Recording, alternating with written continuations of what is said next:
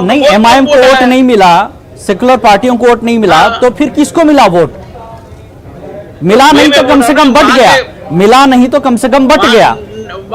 मैं बोल रहा हूँ बटा नहीं है, माइनॉरिटी मतीन शरीफ, बीजेपी को मतीन शरीफ, वोट मिला नहीं तो बटा, अगर बटा नहीं तो फिर मिला है, कोई एक बात सही हो।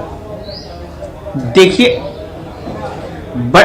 वोट को बंटवाया गया है, वोट को एमआईएम के जरिए से बंटवाया गया है और एमआईएम के जहरीले स्पीचों की तरफ से आगे वालों में एकजुट पैदा करने के लिए एमआईएम से ये ऐसे स्पीचेस देने लगवाए गए हैं कि मुसलमानों एक हो जाओ, एक हो जाओ, एक हो जाओ का मतलब ये था कि हिंदू आप लोग एक हो जाओ बोल के ये असदुद्दीन ओवैसी के जरिए कहलवाया गया है। जी, यूपी में देखिए, अगर यूपी में असदुद्दीन ओवैसी इत्तेहाद की बात कर रहे हैं तो बीजेपी ने भी 80 बनाम 20 की बात कही है, तो बीजेपी जो कर रही है एमआईएम भी वही कर रही है, तो बीजेपी को फायदा होता है, एमआईएम को नहीं होता, आपको नुकसान होता है।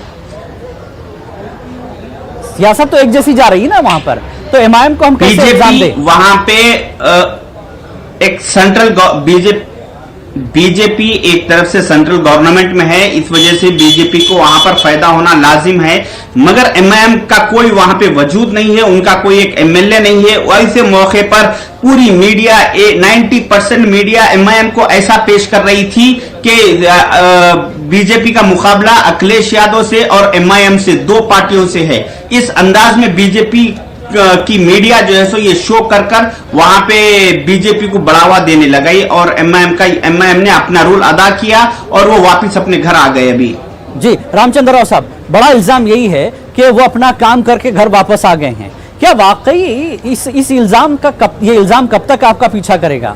जीत आपकी है, लेकिन आप इसका जो परसेंटेज है एमआईएम को भी जा रहा है सर। देखिए, जो वोट एमआईएम ने हासिल किया है जी, क्या उसी वोट के कारण हम जीते हैं क्या? वैसे नहीं है।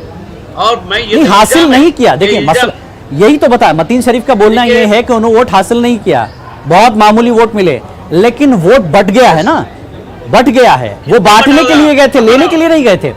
मतीन शरीफ वही तो बता रहे हैं कि वोट उनको लेना नहीं था, बांटना था। जो बटने से भी क्या है, हमारा मार्जिन तो और ज्यादा है वहां पर जी, हमारा मार्जिन सीट कम हो गई, लेकिन मतीन साहब अगर हम इस इल्जाम को, ठीक है मतीन साहब, अगर हम मान लें कि बीजेपी को फायदा पहुंचाने गए थे, ठीक है, लेकिन बीजेपी की सीटें कम हो गई, अब इसको क्या बोलेंगे? अब ऐसी तो यही बोलेंगे, देखो मैं वहां गया था, बीजेपी की सीट कम हो गई। वो तो उनके लिए तो है ना एक पॉइंट। देखिए, आप जिलानी साहब, आप बात को समझने की कोशिश कीजिए। बीजेपी अभी ये सिचुएशन पे, जो महंगाई का, किसानों का जो मुद्दा था, ये सिचुएशन पे 150 सीट पे वो लोग खत्म होने वाले थे, मगर असदुद्दीन ओवैसी साहब ने जाकर उसको 250 सीट से ज्यादा कर दिया। नहीं, अहमियत तो देखिए बीजेपी, पता नहीं बीजेपी तो दे नहीं रहे अहमियत एमआईएम को, आप लोग ज्यादा अहमियत दे रहे हैं।